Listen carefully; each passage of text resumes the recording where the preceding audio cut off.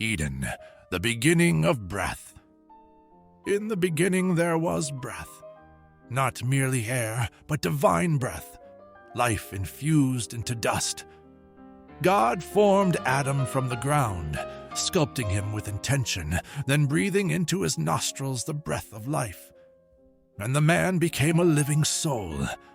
The world around him was vibrant, rivers shimmered with clarity, trees bore fruit in abundance, birds soared across skies untouched by storm, lions lay beside lambs.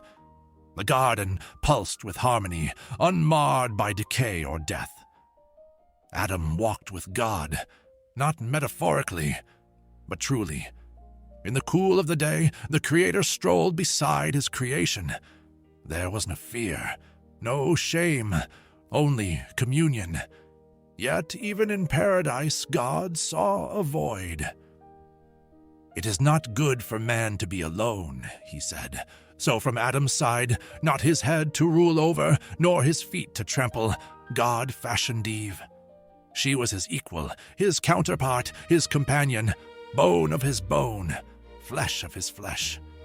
Together they bore the image of God. Together they were whole. They were given dominion, freedom, joy, and one command. "You may eat freely from every tree in the garden," God said, "but of the tree of the knowledge of good and evil you shall not eat. For in the day you eat of it, you shall surely die." It was not a trap. It was a boundary, a line drawn not to restrict, but to protect. Eden had everything. Only trust was required. The whisper of rebellion, but rebellion rarely shouts. It whispers. In the shadows of Eden, a serpent slithered. More cunning than any beast, it carried within it the voice of the adversary, one who had already rebelled against God, and now sought to infect creation with the same poison. The serpent approached Eve, not with fangs, but with questions. Did God really say you must not eat from any tree in the garden? It was subtle, a distortion, a seed of doubt. Eve responded, clarifying the command. But even in her reply, the distortion grew. She added, "We must not touch it," though God had not said that. Already, the clarity of God's word was blurring. The serpent pressed further. "You will not surely die," it said. "God knows that when you eat of it, your eyes will be opened. You will be like him, knowing good and evil." It was a lie wrapped in truth. Their eyes would be opened. They would know good and evil, but not as God did. Not with purity, not with wisdom. They would know it through guilt, through shame, through separation. Eve looked at the tree. It was beautiful, desirable, promising wisdom. She reached. She ate. Adam stood beside her, silent, passive. He took the fruit and ate. The shattering of innocence. In that moment, everything changed. Their eyes were opened, but not to glory, to shame. They saw their nakedness, not just physical, but spiritual, vulnerable, exposed.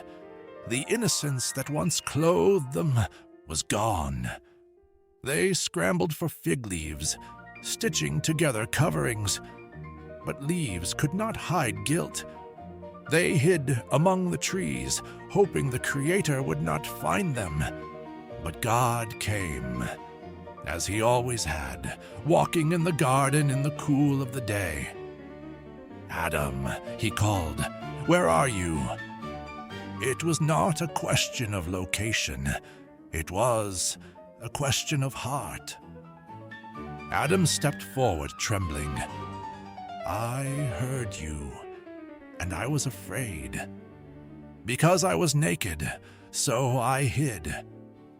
God asked, "Who told you that you were naked? Have you eaten from the tree I commanded you not to eat?" Adam deflected.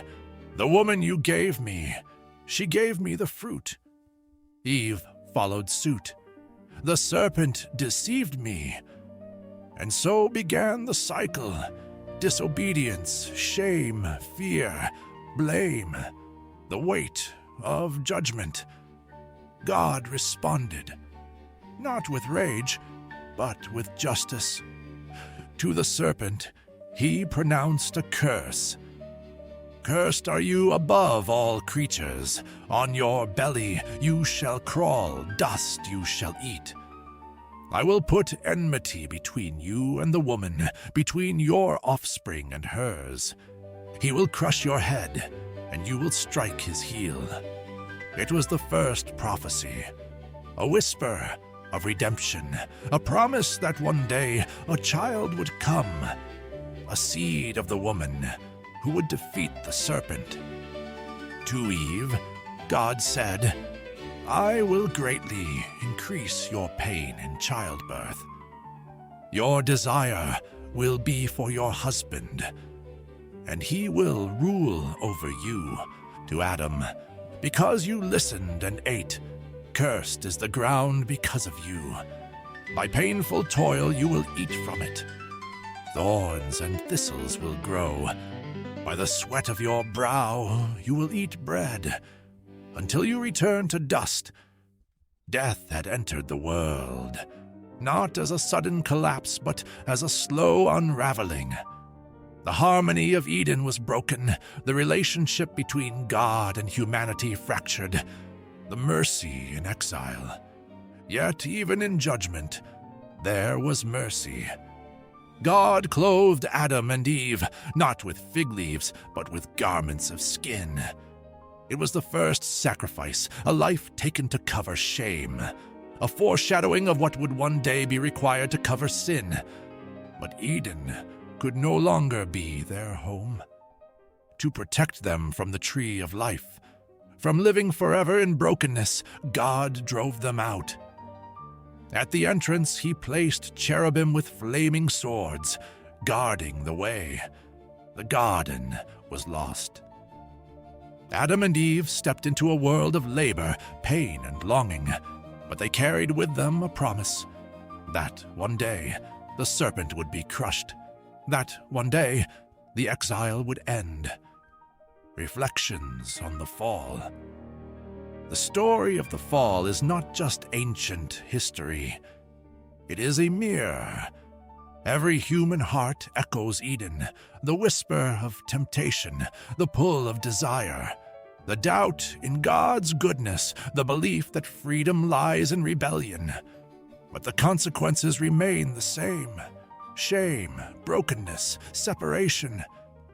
Adam and Eve's choice introduced sin into the world, but it also revealed a universal truth, that trust in God's word is the foundation of life, and that when trust is broken, restoration must come from outside ourselves. The promise given in Eden, that a seed would crush the serpent, points forward. Christians see this fulfilled in Jesus Christ. Born of a woman, tempted in the wilderness, obedient unto death, and victorious over the grave, he is the second Adam. Where the first failed, he succeeded. Where the first brought death, he brings life. The garden and the cross.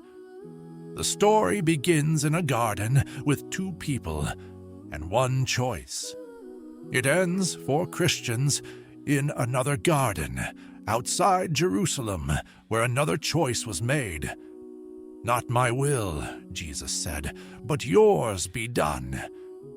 And so the curse was broken, the serpent's head crushed.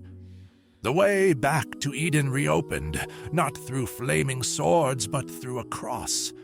From innocence to exile, from exile to redemption. This is the story of the fall, and the first glimpse of grace.